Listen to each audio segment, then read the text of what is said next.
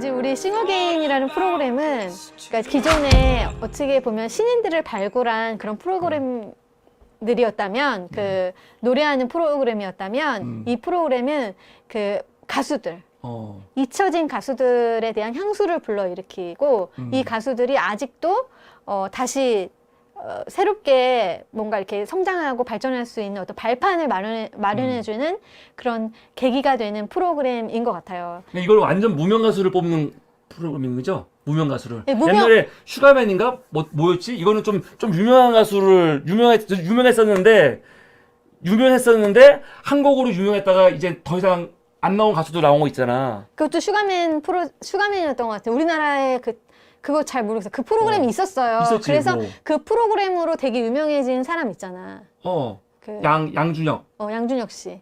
양준혁 씨도 있고 또 누구도 있어. 하여튼 양준혁 씨처럼 이분들도 사실은 굉장히 유명했던 분이에요. 아, 원래 유명했던 분이야? 네. 아니, 노래로는. 가수는 유명하지 않았을지라도 노래는 뭐 OST라든지 아니면은 우리가 일상생활에서 많이 듣던 노래들의 주인공들이셔. 아, 30호도? 네, 주인공들이십니다. 이십니다.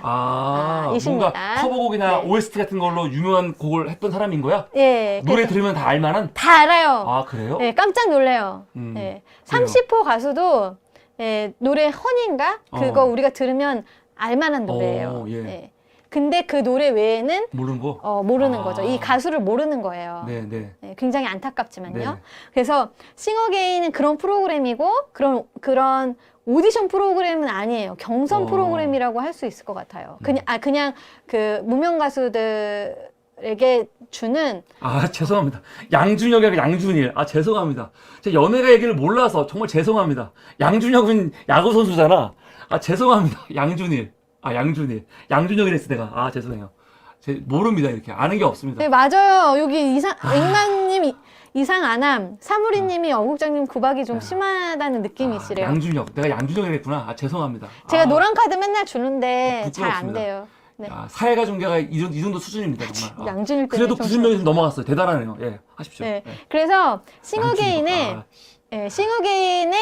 어떻게 보면 심사위원들도요, 굉장히, 제가 볼 때는 다른 프로그램들보다 더 고급진 선생님들이 나와서. 그건 너무 편견이지. 그럴까? 근데 이선희 선생님은 딴 데는 안 나오시지 않아요? 이선희 선생님이랑 또 유희열, 그리고 그 나머지 분은 잘 모르겠어요. 그런데. 죄송합니다. 그래서 선생님들이 이걸 심사를 하시거든요. 그 30호 가수가 나왔을 때 다들 놀랐어요. 네. 이 30호 가수는 쟤 뭐지? 뭐 이렇게 사람들이 사람들이 저 사람 뭐지? 그러니까 서태지와 아이들이 처음 나왔을 때 데뷔했을 때 딱 그런 반응이었을 거라고. 그 심사위원님들도 그렇게 얘기하셨고 또 신문에도 요즘에 그렇게 많이 나요. 그리고 호불호가 되게 많이 갈려요. 그래서 이 음악에 내가 좋아하는 사람들이 있고 또 안 좋아하는 사람들도 있을 정도로 이 음악이 기존의 음악이랑 좀 패러다임을 바꾸는 음악이래요. 네. 저도 음악은 잘 몰라서 근데 들어보면 너무 좋아요. 근데 이 음악은 서태지와 아이들 나왔을 때 음악의 흐름을 한번 바꿔줬잖아요. 그러니까 음악의 흐름을 바꾸는 사람들은 없다는 거예요. 그냥 노래를 잘해서 음색을 잘 내는 사람들은 많아요. 그런데 그 음악 전체의 그 흐름을 바꾸는 사람은 많지 않대요. 근데 그거 이선희가 얘기했지? 네. 이선희가 했던 얘기. 네, 예. 그런데 사람들 저희가 뭐 알고 하는 얘기 아닙니다. 이 전문가가 했던 얘기를 그냥 그대로 그냥 앵무새같이 하는 얘기입니다. 앵무새요. 이선희가 이런 얘기 했어. 네. 예. 네, 그래서 그 흐름을 바꿀 수 있는 10년이나 20년에 한 번씩 바뀔 수도 있고 뭐 30년에 한 번 바뀔 때도 있고 그런데 그걸 바꿀 수 있는 사람이라는 거예요. 30호 가수가. 장안의 화제예요. 지금? 네. 그래요? 이건 JTBC 오디션 프로그램이고요. 여기서 이제 이 1호, 2호, 3호, 4호 이렇게 그러니까 숫자로 불리는 가수들. 그러다가 나중에 이제 탈락이 되거나 이 다음 뭐라 그래요? 다음 단계로 올라가지 못하는 가수들은 이름을 말하고 나갑니다. 마지막에 이름을 공개하는 거예요? 나는 누구였다. 복면가처럼 마지막에 복면하는 것처럼 하는구나? 네. 그래서 이름을 말하고 나가는데 그때 이제 30호 가수는 이름을 아직 말할 차례가 아닌데 요번에 아마 말을 하나 봐요. 그래서 이름이 다 공개됐구나. 네, 이미 다 공개됐어요. 이승윤입니다. 이승윤? 네, 이승윤 씨요. 어. 그 이승윤 씨가 이제 이효리의 치티치티 뱅뱅 불렀었거든요. 아, 이효리 걸 같이 했었어요? 아니요. 혼자 요번에 불렀다고. 아, 불렀다고? 요번에. 아, 예, 예, 예. 네, 치티치티 뱅뱅 안 들어보셨죠? 이승윤이 부르는. 안 너무 들어봤어요. 좋았어요. 음. 네. 그리고 하여튼 자기만의 방법으로 소화를 해내거든요. 그리고 이 프로그램도 마찬가지로 두 명이 같이 올라가서 친해져가지고 노래하고 그 다음에 올라가서 이제 둘이서 경쟁하고 막 이렇게 해요. 이 프로그램도 싱어게인도. 근데 한 번 떨어질 뻔했거든요. 그 다시 올라가요. 그리고 요번에 노래를, 그러니까 지난번에 노래를 했는데 그 노래에서 그 노래가 산울림의 그 내 마음의 주단을 깔고. 아, 이거 어저께 들은 거? 예, 예. 아, 그거 그게 들어 지금. 너무 좋아. 정말 노래가 너무 좋았어요. 그래요? 내 마음의 주단을 깔고. 나 지금 노래를 못해서 그런데 너무 좋았는데 이 심사위원들이 당황을 한 거는 너무 노래를 잘해서 일 뿐만, 그러니까 노래를 잘한다기보다는 목소리 음색도 좋은데 음악을 이제 잘 편곡하고 자기만의 스타일로 잘 불러서 그런 것도 있어요. 그런 것도 있고 또 되게 겸손해. 생각보다. 그러니까 본인이 그 얘기했잖아. 나는 경계선상에 있다고. 자기는 이것도 아니고 저것도 아니고 경계선상에 있는 사람이겠어. 그래서 자기를 사람들이 좋아할지 근데 모르는 이거를 거야. 요번에 평가할 때 보니까 이거는 되게 겸손한 얘기였다. 내가 보니까 너는 이것도 잘하고 저것도 잘하는 사람이다. 이런 얘기 하더라고. 근데 이거 보고 충격받았어. 나중에 인터뷰할 때 보니까 본인이 집에서부터 배워왔더라고. 내가 끼가 있으면 그거를 너무 들추지 않고 그리고 삶에 만족하게 사는 걸 아버지한테 배워왔어. 어렸을 때부터. 그냥 적당하게 하면은 너 네 삶에 만족해야 돼. 잘난 척하지 마. 그렇게 살아. 그렇게 되게 겸손하게 살아왔어, 이렇게. 그래서 애가 자기가 특별한지. 아버지가 그렇게 만졌다고? 그러니까 송은유 씨는 막 자유로움을 아빠가 막 하게 해줬는데. 나름대로 잘 자랐는데, 그냥 아버지한테 가족이 한 거야, 이거를. 만족감. 그리고 너한테 있는 거에 충분히 만족하고, 뭐, 그렇게 좀 겸손하게, 좋게 말하면 겸손하게 살아온 거야, 그렇게. 네. 그러다 보니까 자기가 얼마나 능력이 있는지 그런 것들을 자신감 같은 게 없더라고. 아, 그러셨구나. 억압되어 있더라고. 나 그걸 느꼈어. 그러니까 그 억압을 느꼈다고요? 좋게 말하면 겸손함인데. 근데 아버지 이재철 목사님에 대해서 좀 아는 사람이라면 내가 봤을 때 내가 이재철 목사님에 대해서 되게 좋아했던 분이고 이재철 목사의 글을 나는 거의 다 봤단 말이야. 다 봤고 나도 되게 존경했던 분이고 나한테 영향을 많이 주신 분이야. 그러다 보니까 어렸을 때부터 얼마나 그 아버지 밑에서 막 강제하시는 분은 아니야. 강제하시는 분은 아니지만 어떻게 살아왔겠는지가 너무 눈에 보이는 거야. 그렇구나. 그래서 그 이재철님 이야기는 조금 이따 할 때 대표님이 조금 더 설명해 주셨으면 좋겠고요. 저는 사타차가 뭐냐고. 사타차란 사람 ing 따뜻하고 차가운 뉴스입니다. 그러니까 시사 뉴스 제외하고 사물이 때 안 하는 뉴스. 그렇죠. 그리고 이렇게 오늘은 제가 좀 연예가 뉴스로 준비를 해봤어요. 사회가 중계. 네. 지난번에 계속 연예가 뉴스라고 하셔가지고 또 제가 30호 가수를 너무 좋아하거든요. 그래가지고 30호 가수에 대해서 이야기를 해보고 싶어서 사실 오늘 좀 이걸 준비를 했어요. 네, 하십시오. 예.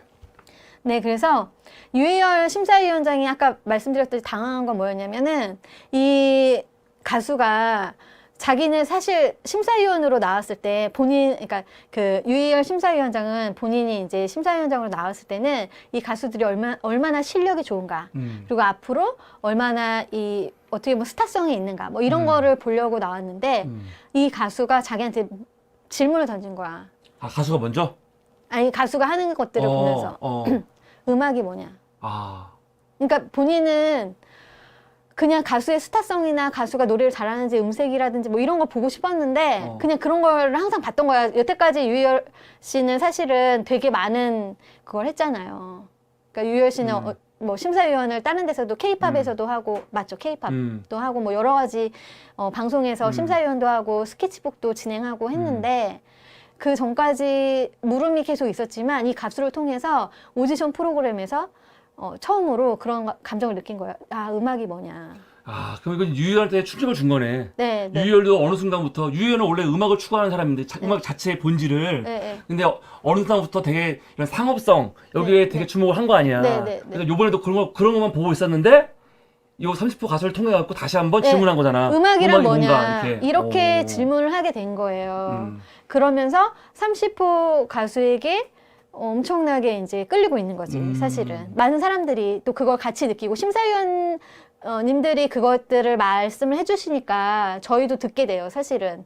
잘 모르는 부분도 더 정확해지고, 왜 내가 저 가수한테 묘한 매력을 느끼는 걸까? 나도 모르게 되게 좋거든요? 근데 심사위원분들이 얘기해 주시면 그래서 그렇구나라는 거를 좀 확실하게 느끼겠는데, 유희열 그 심사위원님이 말씀해 주시는 거는 확실하게 맞았어요. 네, 음악이 정말 뭐지? 라고 얘기하는 거고, 그리고 그때 자기랑 같이 나온 63호 가수인가? 그 가수랑 같이 나왔어요. 30호 가수랑. 그 노래 같이 했었거든요. 그리고 그 다음에 할 때 이제 팀별로 경쟁을 하잖아요. 그럴 때 저 30호 가수가 말한 게 뭐였냐면은, 심사위원들이 누구를 떨어뜨릴지 고민하게 하자. 오히려 우리가 떨어질 때 조바심 내는 게 아니라 누구를 떨어뜨려야 되지 하고 저들이 조바심 내게 심사위원들을 만들자고 그런 얘기를 했었거든요. 심사위원들 되게 당황했죠.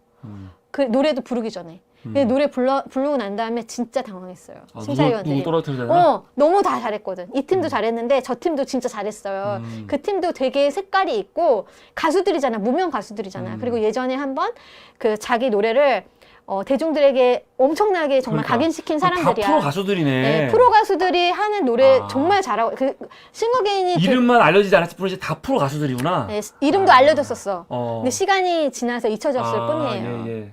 나이도 들었을 수도 있고. 그리고 하여튼 엄청난 가수들이 같이 있는데 이 가수들을 놓고 누구를 떨어뜨려야 되는지 심사위원들이 되게 지금 힘든 상황에 놓이게 하자 이렇게 얘기한 거예요. 오히려 우리가 당황하는 게 아니라 저 사람들이 당황하게 하자고 이제 그런 말을 했던 사람이 30호 가수. 그래서 되게 자유롭고 자기만의 목소리를 가지고 있고, 그리고 어떻게 보면 또 다른 겸손함이 있고, 막 건방지거나 막 자신만만하고나 이런 건 아니거든, 30호 가수가.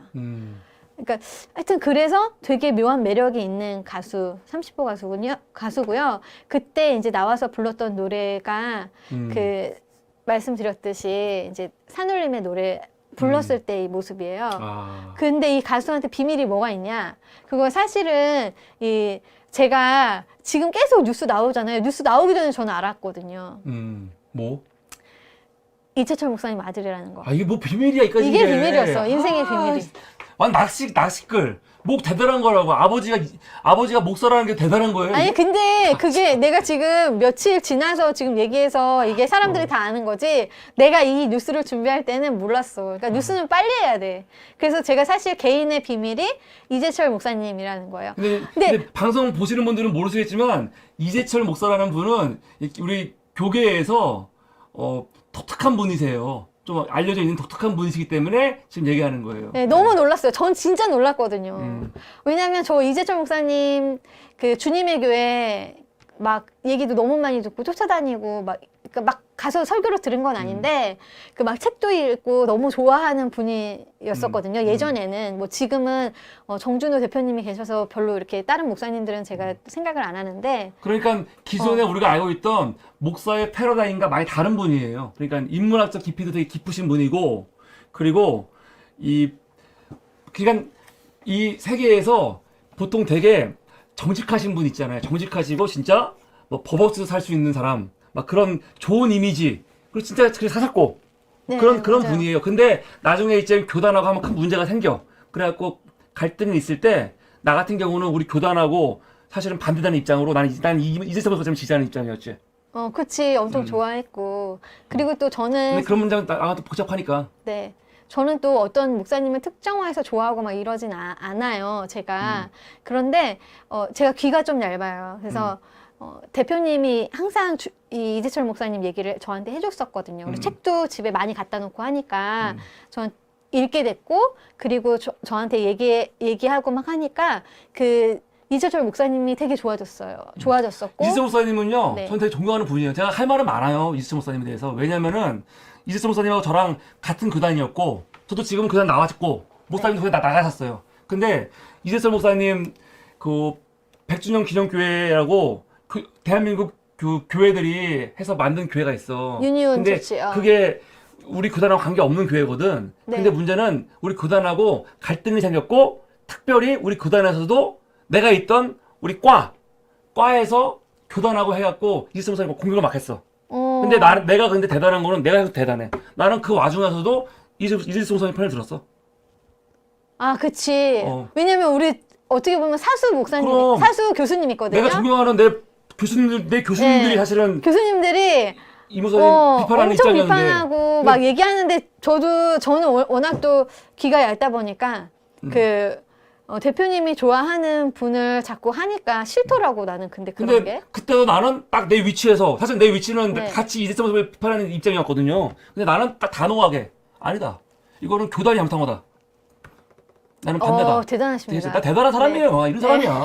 이런 사람이에요. 네. 아니 그래서 이재철 목사님은 어떻게 보면은 제가 30대부터 저는 20몇 살 때부터 신학교를 갔었으니까요.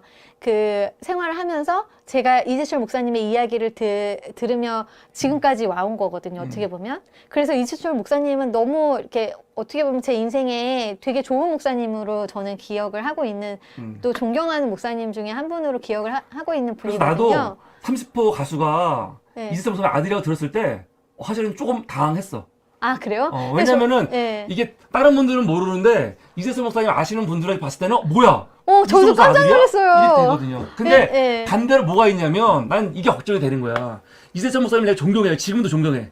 지금도 존경하는데 분명히 존경하는데 이재철 목사님 아들로 살아가는 게 또한 힘들었을 거다. 쉽지 않았을 거다. 그건 저희가 느껴요. 저희는 왜냐하면 또 정 대표님도 목사님이니까 저도 이제 교회에서 자랐을 아이들이 어떤 상황인지 알거든요. 아니 근데 그냥 교회가 아니고 예를 들어서 이 아들은 보니까 너무 재능이 많은 아들이잖아요. 되게 잘생겼어. 재능도 있어. 그렇죠? 그리고 이 능력이 있고 끼가 있다? 그러면 내가 봤을 때 이 아버지는 그냥 만족하고 너 너무 잘난 척 하지 마.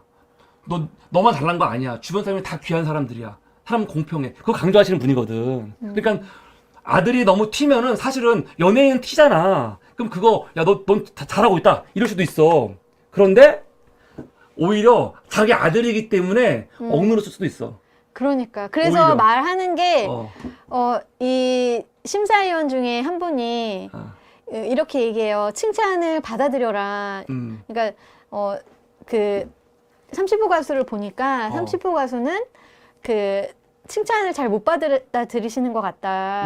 근데 이제는 칭찬을 받아들이고 조금 더 대중들이 많이 사랑을 해줄 것 같다. 되게 스타가 되실 것 같은데 그런 것들에 좀 담담해지셔라고 하니까 눈물을 막 흘리더라고요. 그러니까 인터뷰할 때 자기가 얼마나 능력이 대단한 사람인지에 대해서 계속 다운시키잖아. 자기는 아니라고. 아니라고. 근데 진짜 눈물을 흘리는 거예요. 그래서 인정받으니까. 네, 그래서 인정받으니까 칭찬을 나도 능력이 있나? 받아들이려고 하니까 눈물을 막 흘리는 거예요. 그래서 그때 좀 저희는 정말 목사님 아들로 살아서 좀 힘든 세월이 있었나? 나는 목사보다도 이런 생각이 좀 있었어. 살아가는 게 힘들었을 수도 있다. 힘들 수도 있겠구나. 라는 생각이 좀 들긴 했어요. 그럼에도 불구하고 이재철 목사님이 아들을 이렇게 키워내신 뭘 키워내 잘 사는 거지. 예.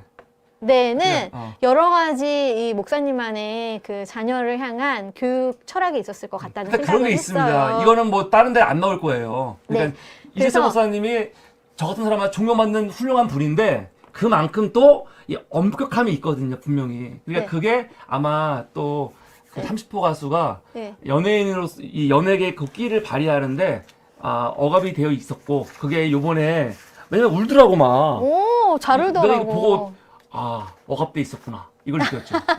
그래서 아는 척을 좀 했습니다. 네, 그래서 이 목사님에 대한 이야기를 좀 하려고 해요.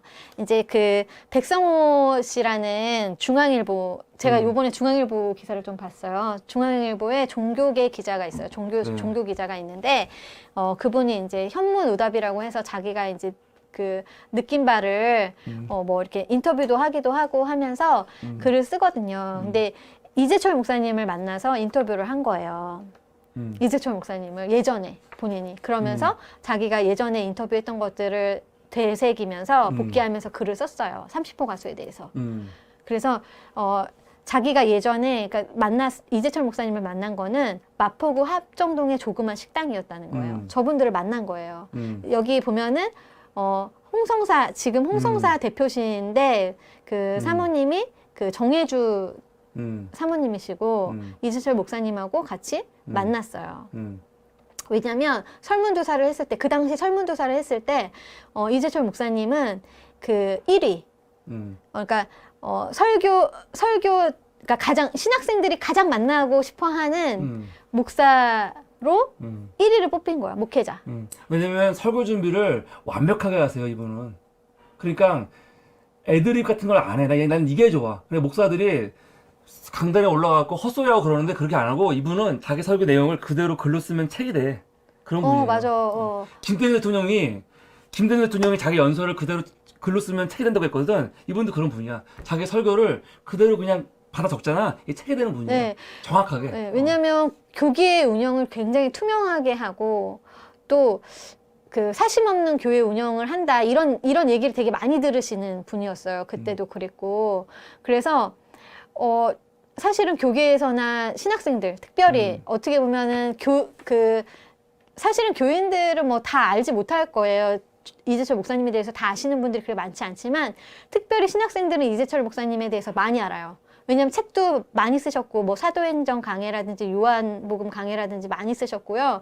교인들이 왜 몰라? 이 교인들은 목사님이 알고 가는 건데 그 교회에 딱. 아니 교인들은 아는데 일반 많은 교회 사람 자기 목사님밖에 사실 잘 그리고 모르잖아. 너무 존경받으니까 사실은 교단이 죽인 거야. 너무 선후에 그 옆에 있던 노예에서 질투나서 그럼요. 그걸로 죽인 거예요. 너무 인기 많고 그러니까 네, 주변에서 오히려 죽이려고 애를 썼지. 내가 볼 땐 그래요. 네, 그래서 교계의 존경을 한 번에 받는 목사님이세요. 그래서 이 목사님이 그러니까 이재철 목사님의 아들이다. 그러면 정말 사실은 저는 되게 놀라웠었던 것들을 얘기해 드리고 싶었고 이 목사님의 인생을 좀 얘기를 해드리고 싶었어요. 이분은 그 1949년 부산에서 출생을 하셨고요. 아버지 얘기까지. 아버지 얘기해드려야지. 그래서 1985년에 원래는 1974년에 무역회사 홍성통상 주식회사 지금의 이제 기독교 출판사예요. 아마 아시는 분들은 다 아실 건데 그 홍성사를 설립을 했습니다. 그리고 1985년에 그 장로회 신학대학교 신학대학원에 입학을 했어요. 좀 늦은 나이에 입학을 하셨습니다. 그 홍성사가 당시에 출판 업계에서 거의 최초로 이런 세금 같은 문제 이거를 거의 아주 깨끗하게 처리한 아주 선도적인 사실은 그런 걸 거예요. 네. 그러니까 그냥 그런 문제를 깨끗이 하시는 분이에요. 네. 그런데 이제 1974년에 홍성사를 한 거잖아요. 나쁜 관행을 다 없애는 분이에요. 네. 홍성사가 되게 많이 성장을 했는데 부도가 났었어요. 그리고 되게 힘든 시간을 겪으면서 본인이 이제 목회를 하셔야 되겠다고 생각을 하셨던 것 같아. 그래서 신학교에 다시 들어가시고 그 공부를 하신 다음에 개척을 했어. 주님의 교회를. 그러니까 신학교에 1985년에 들어가셨잖아요. 그 1988년이면 한 3년 후잖아요. 3년 후에 교회 개척을 하신 분이에요. 근데 이 교회 개척을 하면서 나는 10년간 목회를 하겠다라고 약속을 하셨었어요. 그리고 건축하지 않겠다. 네, 건축하지 않겠다 해서 무슨 고등학교 있죠. 저기 정신여고. 정신여고. 정신여고인가? 정신여고 맞는 것 같아요. 그 고등학교 강당에서 강당을 빌려서 교회 운영을 하신 거예요. 근데 사람이 얼마나 많이 모였냐면요. 진짜 우리도 막 그때 들을 정도로 엄청나게 사람들이 많이 교회로 모였어요. 예. 사실은 대형 교회를 할 수가 있었지. 근데 예. 목사님이 딱 10년 마치고 그만하셨죠. 그리고 그 교회는 지금 건축을 했나?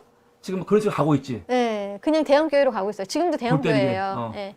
근데 대형 교회인데 이 교회가 어쨌든 자기 약속한 거를 지키고 딱 물러나니까 저희는 너무 놀랐어요. 어떻게 10년만 딱 목회하고 그렇게 많이 성장하고 엄청나게 유명하고 사람들이 많이 가는 교회를 그만두실 수가 있지? 막 이런 생각을 좀 저는 많이 했던 것 같아요. 저 개인적으로는. 그래서 더 멋있었어요. 저 목사님이 하는 그런 방식이라든지 그 교회를 생각하시는 모습이라든지 이런 게 정말 너무나 저한테는 되게 감동적이었거든요. 그래서 그 이후에 이재철 목사를 공격하는 교단, 사람들 막 공격한단 말이야. 싸웠어요. 공격해. 근데 공격하는 교인들, 주님의 교회 쪽에 있던 교인들이 이수철 목사님을 공격할 때 공격하는 논리를 내가 들어보죠? 내가 들어봤어. 논리가 뭔지 알아? 난 뭐야? 놀랬어요. 보통 저 목사 나쁜 사람이야 공격하면 저 사람이 무슨 돈 띄워 먹었어 뭐 했어 그러잖아. 그게 아니야. 저 뭐야? 목사가 우리를 버리고 갔다. 그게 거기서 공격거리야. 욕할 때? 나 깜짝 놀랐어. 뭐야? 이게 욕이야 칭찬이야? 그러니까 10년 하고 은퇴했잖아. 네, 네. 그게 분노인 거야. 어떻게 우리를 버리고 가냐? 그게 욕이었다니까. 맞아. 그러니까 이게 욕이야? 나 그래서 이 사람들이 막 욕을 하는데 내가 들으면서 아니 이게 욕이야 칭찬이야? 근데 이 사람들 진짜 분노에 차고 분노에 찬 그래서 욕을 거예요. 한 거야. 자기들을 버리고 갔다고 생각하는데 목사님은 약속하신 걸 그러니까. 사실 지키고 가신 거예요. 애정이 변해서 증오가 됐다는 느낌이 딱 드는 거예요. 그러니까 근데 약속을 지키기 위해서 목사님도 얼마나 애를 쓰셨겠어요. 그렇게 교회가 컸는데 목사님은 1988년에 개척을 했을 때는 전도사님이셨어요. 그리고 1990년에 그것도 안수를 받으셔서 목사님이 되셨었거든요. 그러니까 전도사 때부터 개척을 해서 10년 동안 딱 목회를 하고 정말 자기가 한 약속을 지키면서 딱 물러나셨거든요. 그러면서 지금 이 얘기 내가 어떻게 하냐면 내가 웃긴 게 그 교인들 측에서 있어가지고 이수철 목사 쪽을 공격하는 사람들 중에 여기 이 핵심 믿는 목회자가 나한테 해준 얘기예요. 사실은 근데 이수철 목사가 문제가 많은가 봐. 내가 이 교인 핵심 교회에 들었는데 하면서 얘기해 준 거야 나한테. 들은 얘기야 이거를. 그러면서 이수철 목사가 이런 짓을 했대 하는 거야. 근데 이런 짓이 뭐냐면 교인을 버리고 갔대. 이게 욕이야. 이게 무슨 욕이야. 이게 칭찬이지. 야, 나 놀랐어. 근데 너무 이렇게 사람이 좋은 거 있잖아요. 그러니까 이 목사님을 대할 때 이 목사님 설교도 듣고 뭘 하다 보면 이 사람이 진짜 좋아지거든요. 그런데 이 사람이 우리를 두고 떠나간다고 생각하면 교인 입장에서는 화가 날 수도 있을 것 같아요. 근데 그게 분노가 되거나 그거는 좀 아닌 것 같고. 하여간 이야기. 네. 빨리 넘어가자. 네, 그래서 하여튼 이 목사님이 10년이 임기가 끝나고 난 다음에 자립교회예요. 스위스 제네바 한인교회. 스위스에 가셔가지고 이제 제네바 한인교회에서 목회를 좀 하셨어요.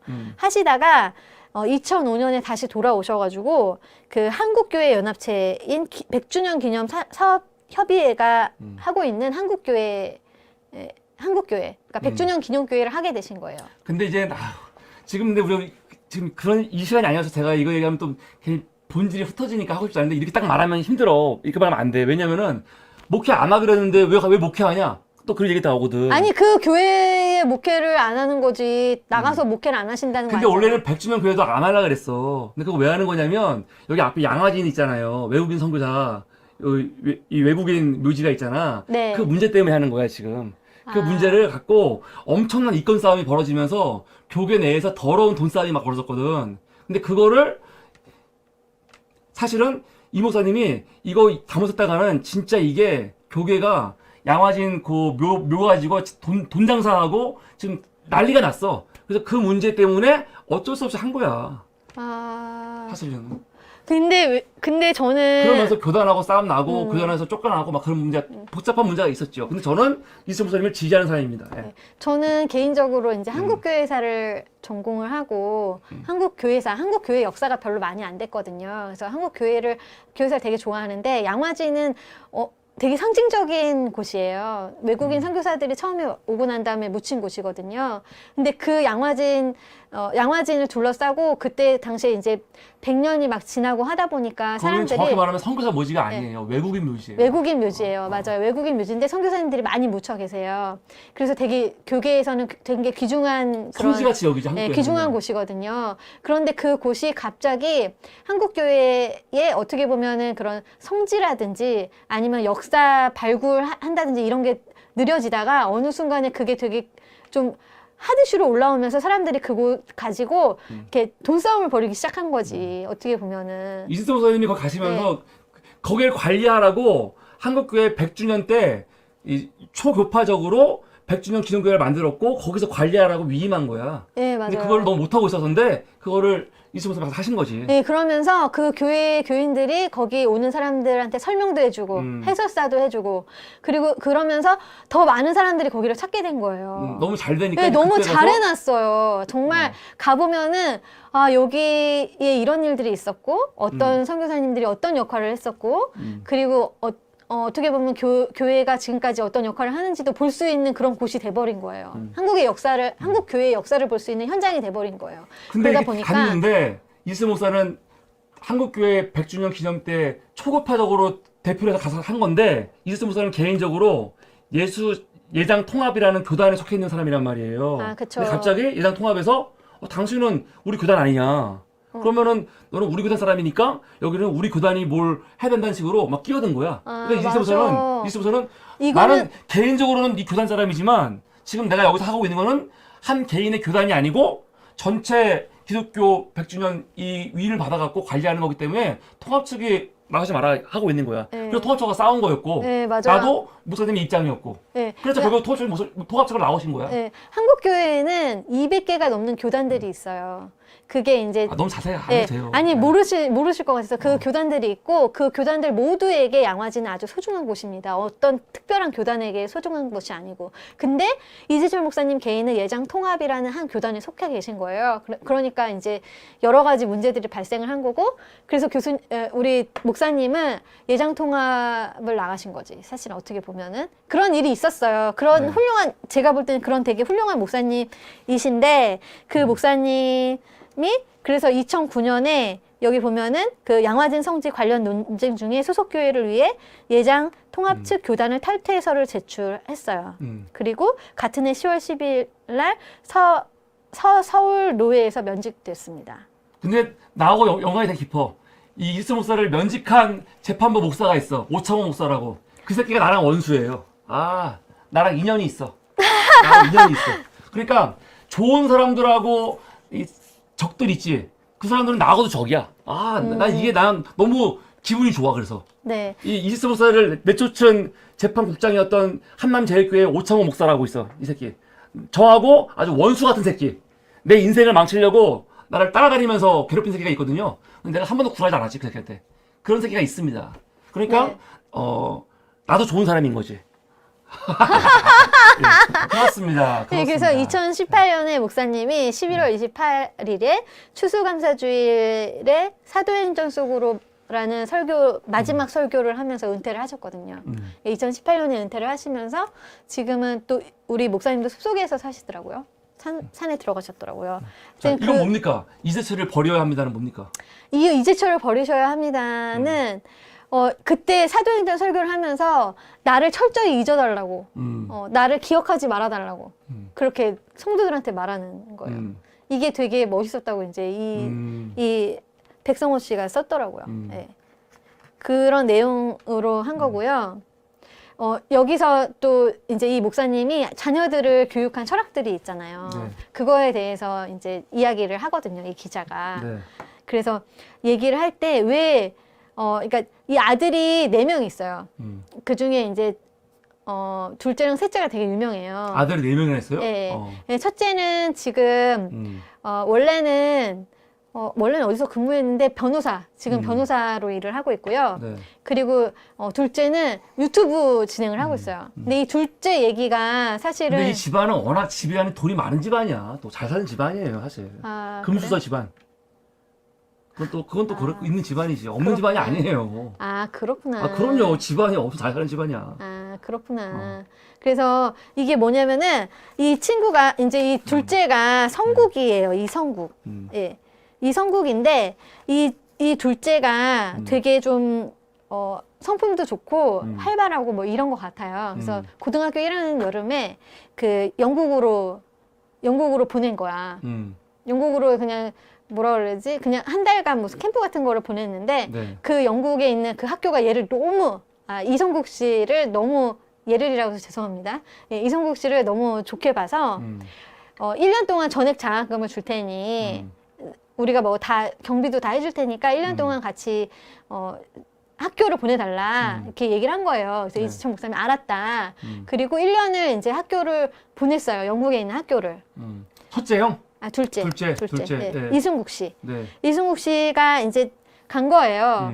그러니까 갔는데 1년을 공부하고 났더니 너무 또 학교 생활도 잘하고 학교에 활력을 주는 거예요. 애들한테도 그렇고. 그러니까 이 영국 학교에서 그럼 우리가 얘를 이분을 이승국 씨를 이 학생을 옥스퍼드까지 보낼 테니까 장학금 다 주고 옥스퍼드 대학까지 보낼 테니까 이 학생을 여기다 남겨달라 얘기를 한 거예요. 공부도 시켜주고 돈도 다 주겠다. 그래서 어떻게 하실 것 같아요? 만약에 정 대표님 아들이 만약에 이런 상황이다. 에다 그러면 남겨두지 않을까? 영국에. 어. 근데 이지철 목사님은 당장 돌아오라고 그랬어. 1년 딱 있고 너 당장 돌아오라고. 그랬대요. 30호가. 가족과 같이 있어야 된다고? 네. 가족과 같이 있어야 된다고 이제 아버님이 그렇게 얘기를 하신 거죠. 이지철 목사님이. 이게 좋은 건 아니지. 아들의 의사를 물어야지. 근데 아들도 되게 흔쾌히 기뻐하면서 돌아왔대. 그럼 괜찮은 거고. 네, 돌아왔는데 아버지가 하는 얘기는 뭐냐면은 아이들한테 자녀들한테 가장 중요한 거는 어떤 기회를 주는 것도 좋은데 그런 것도 좋지만 가족과 함께 있는 기억이 있는 거 어렸을 때 그게 더 중요하다고 생각했대. 그때 아이가 몇 살이었는데요? 고등학생. 고등학생? 네, 고등학생. 그래도 아이가 만약에 내가 선택해서 난 공부하고 싶다. 그런 마음이 있으면은 아니 그래도 하는 거지. 돌아오라고 했을 것 같은데 아빠 말을 잘 듣는 학생이었던 것 같아. 그때 당시만 해도.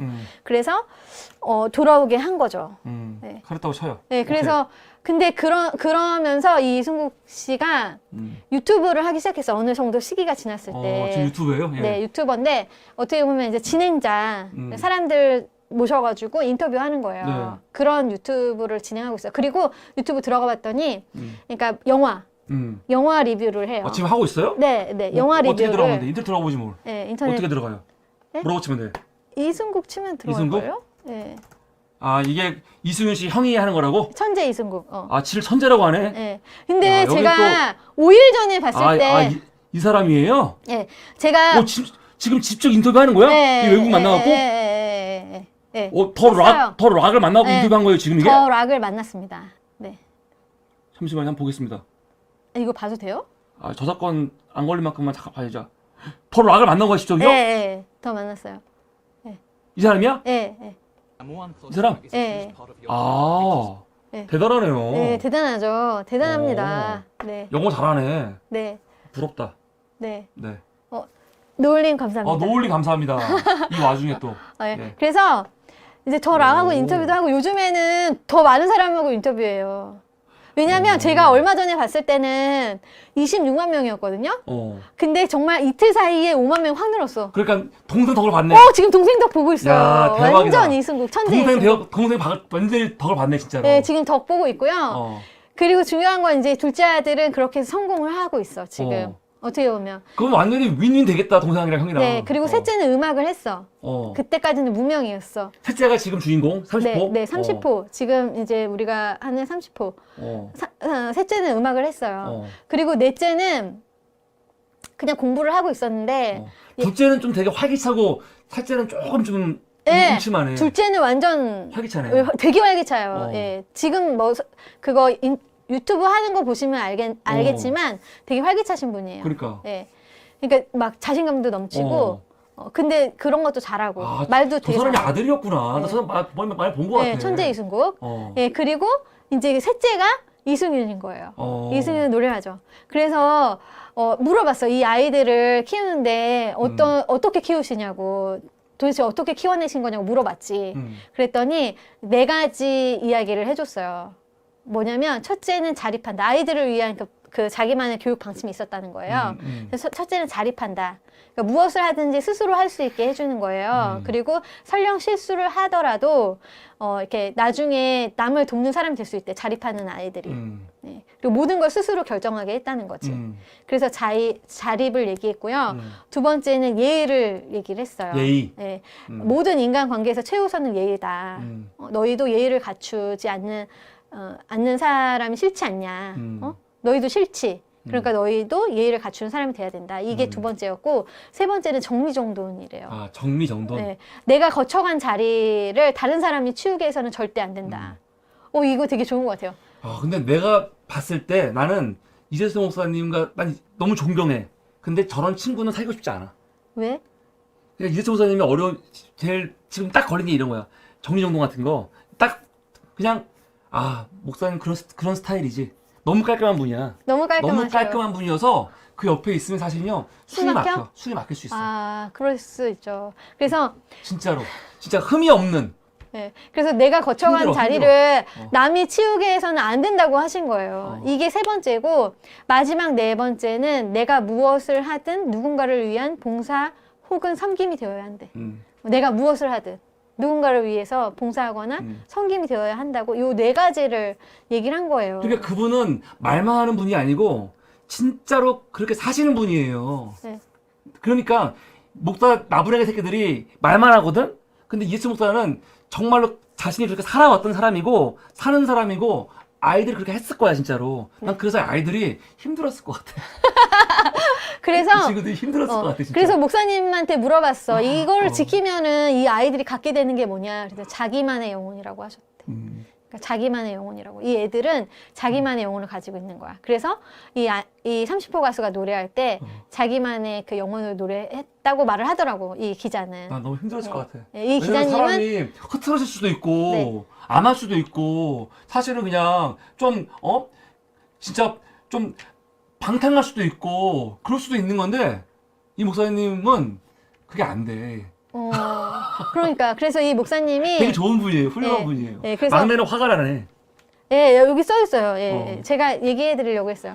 장남은 변호사인데요. 포스코 건설에 다니다가 사표를 냈어. 그리고 지금은 로스쿨에 들어가서 변호사를 하고 있고요. 막내 아들은 미술을 하고 있는데 이것도 되게 엄마가 얘가 이제 그러니까 막내가 공부를 할 때 너무 힘드니까 미술을 한번 해보는 게 어떻겠니 해서 미술을 그냥 잠깐 그냥 숨을 돌리게 아이를 좀 편하게 해주려고 미술을 잠깐 하게 한 거예요. 근데 이 막내가 미술을 하다 보니까 나 미술을 하고 싶어요 이렇게 얘기한 거예요. 그래가지고 지금은 미술 공부를 하고 있어요. 이 목사님이 대단한 이유가 이 목사님은 대한민국에서 내가 봤을 때 인문학적 소양이 제일 깊으신 분이에요. 그러니까 목사들이 성경 외에는 아는 게 없어. 머리가 다 병신들이어서. 근데 이 목사님은 진짜로 인문학적 소양이 되게 깊으신 분이야. 책도 많이 보시고 독서도 엄청나게 하시고 그러니까 다른 거야. 난 되게 놀라운 게 이분은 교회에서 부흥회를 할 때 부흥회 강사로 누구 불렀는지 알아요? 누구 불렀어? 불교의 스님을 불렀어. 스님을. 아, 스님을 모셔가지고 스님의 강독을 들었어. 교인들이. 그러면서 진짜 거기서 되게 저를 좋아하고 그리고 그 스님도 되게 대단한 게 스님도 거기서 기도를 하시고 그러니까 그 당시로서는 이 교계가 상상할 수 없는 행동들을 많이 하셨어 사람 이분이. 되게 대단하신 분이야. 아주 막 독선적인 기독교의 모습 그런 게 아니야 이분. 되게 훌륭하시고 인문학적 깊이가 되게 높으신 분이고 그러니까 사실은 일반 이런 싸구려 목사들하고는 차원이 달라요. 그러니까 그런 목사들이 봤을 때는 못 견디는 거지. 그러니까 저런 목사를 죽이려고 애를 쓰는 거야. 그렇게 쫓아나고 하는 거죠. 근데 저런 목사님 내쫓으려고 했던 사람들이 나를 내쫓으려고 했던 사람인 거지. 결국 뭐냐? 나하고 같은 등급이다. 예. 이재성 목사와 사무리는 같은 등급이었다. 이렇게 알 수가 있는 거죠. 예. 그래서 그래서 오늘 결론이었습니다. 예. 그래서 아직 안 끝났어요. 아닙니까? 예. 아직 안 끝났는데 오늘 되게 길어지네요. 그래서 이재철 목사님은 그 자식 교육을 직선이 아니라 원이어야 한다고 말씀하셨대요. 근데 저는 이걸 들으면서 조금 놀랐어요. 그러니까 직선이라는 거는 그러니까 보통 대부분의 사람이 이건 이재철 목사님이 하신 말씀이에요. 대부분의 사람이 자식을 직선 위에서 키운대요. 그러면 직선 위에서 키우면 행복할 수 없대, 절대. 왜냐면 직선 위에서는 아무리 앞서가도 나보다 앞선 사람이 또 있고 그러니까 자기가 앞서서 앞 사람을 앞서 가잖아요. 그러면 그 앞에 또 앞선 사람이 있는 거예요. 그러다 보니까 직선 위에서는 어느 지점에 내가 있든지 항상 나고 하는 것처럼 보이는 거예요. 그리고 낙오하는 사람이 생기고. 그런데 이재철 목사님 생각하시기에 원은 어떠냐? 원은 만약에 자기가 걷잖아요? 그럼 그게 다 처음 가는 길인 거야. 아무도 없어. 원에 있으니까 내가 이쪽 밖으로 나가면은 아무도 없잖아요. 그럼 거기는 내가 처음으로 간 길이 되는 거예요. 그래서 아이들을 원으로 키운다는 거죠. 그래서 360도 원 위에 세워야 하고 거기서는 내가 바라는 그 아이가 바라는 길을 가면 된대요. 네. 직선 위에서 가는 길은 모든 사람이 어느 누가 갔던 길을 가는 거지만 원에서 가는 길은 내가 가기만 하면 거기가 아무도 가지 않은 길인 거예요. 내가 항상 1등인 거지. 그 이야기를 하시는 거예요. 그 얘기를 하면서 아이들이 이렇게 키워야 되지 않을까라고 자기 생각했다는 거예요. 어렵네. 네. 그래서 그렇게 키운 아이들, 그 근데 아이들. 교회 안 다니는 분들도 이세스 목사님 설교는 들을 가치가 있는 게 저는 목사들 글을 안 보거든요. 저는 목사들이 쓴 글은 안 봐요. 가치가 없어서 거의. 근데 이세스 목사 글은 제가 보는 이유가 네. 글 안에 인문학적 소양이 엄청 깊어요. 그래갖고 이거는 그냥 종교 서적이 아니고 예를 들어서 뭐 요한복음 강해건 우리가 도울도 요한복음 강해를 썼잖아. 네. 그런 마음을 봐도 돼요. 그래도 거기에 진짜 그냥 보면은 감탄이 절로 나와요, 진짜로. 네. 정말 제가 대한민국 최고의 명 설교가 한 명 뽑으라 한다면 나는 주저없이 이세철 목사를 뽑죠. 아, 맞습니다. 예, 맞습니다. 정말 최고로. 네. 그냥 그리고 겉멋만 들어갖고 어디서 뭐 베껴서 하는 게 아니고 본인이 정말 독서도 진짜 많이 하시고 책도 진짜 많이 보시고 고민을 많이 하시고 사실은 되게 부자인 삶을 살았지만 상처도 많은 분이야. 그래가지고 이 인문학적 깊이가 달라요. 다른 사람들하고. 그리고 뭐 했냐? 양아진 포럼을 했잖아. 이여론 교수하고. 예, 이여론 맞아요. 교수 했던 양아진 포럼 같은 걸 하시면서 대단한 분이야. 이여론 교수하고 대화를 하신 분이니까. 뭐. 네, 맞아요. 그러니까 예. 대단한 분이에요. 예, 너무 좋으신 분이고 책도 읽으면 너무 글도 되게 잘 쓰세요. 이런 분을 교단에서 감당을 못하니까 쫓아내는 거야. 질투 나니까. 사람들 또 너무 좋아하니까. 그런 교단에서 쫓아내는 이세철. 그런 교단에서 나온 정준호. 통하는 게 있잖아, 좀 이렇게. 네. 그래서 사무리님 인정하신다고요. 감사합니다. 감사합니다. 이세철 목사님이 하나 없는 게 있다면 유머와 이런 좀 뭐라 할까 이런 좀 헐렁한 거? 헐렁한 게 없는 건데 이세철 목사의 유머가 가미된 게 사물이죠. 네. 이세철 목사의 유머가 가미된 게 사물입니다, 여러분. 그렇게 아시면 됩니다. 예.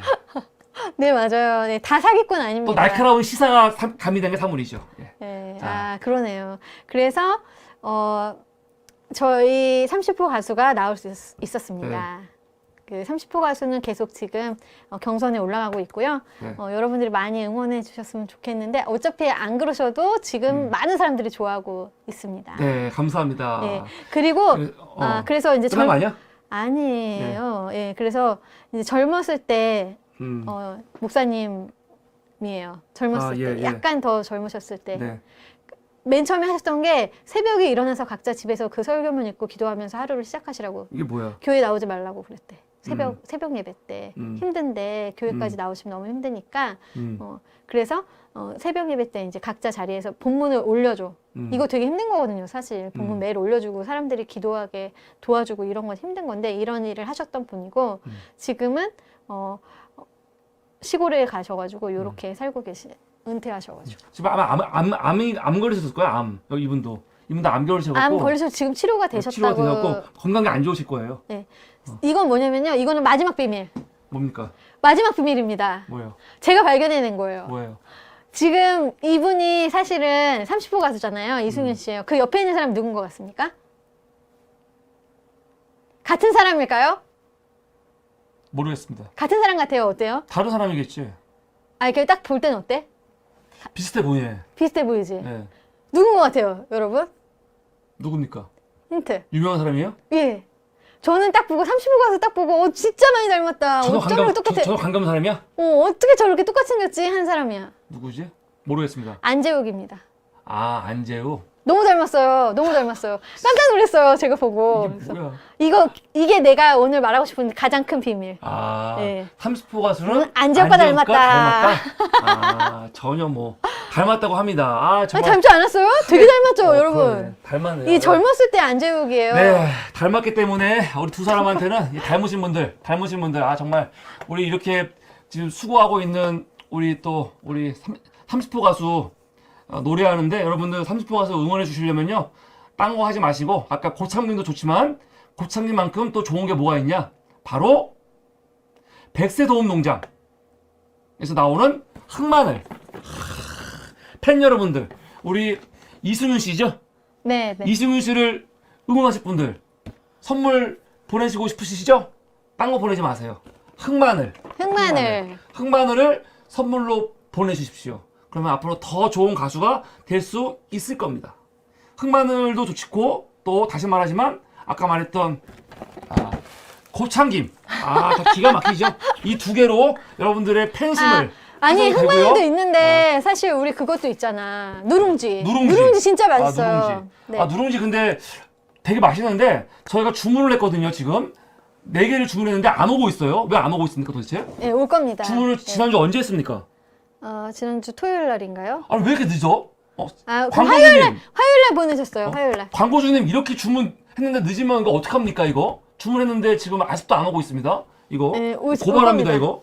우리는 무조건 좋은 광고만 하지 않습니다. 이렇게 주문 늦으면 이거 문제가 있습니다. 이거 광고주님 이거 분명히 문제가 있습니다. 빨리 룰루라님 보내주세요. 곱창김 먹고 계시다고. 맛있죠? 고참김 좀 먹고 계시다고. 곱창김. 여러분 고참김과 누룽지 흑마늘 진짜 맛있습니다. 전화하셔가지고 사무리에서 했다고 연락해 주시고요. 저희가 지금 또 돈이 막 필요하기 때문에 광고가 또 연장이 돼야 됩니다. 지금 광고 연장이 돼야 될 때이기 때문에 빨리 전화 한 번씩 해주십시오. 지금 저희가 돈이 급합니다.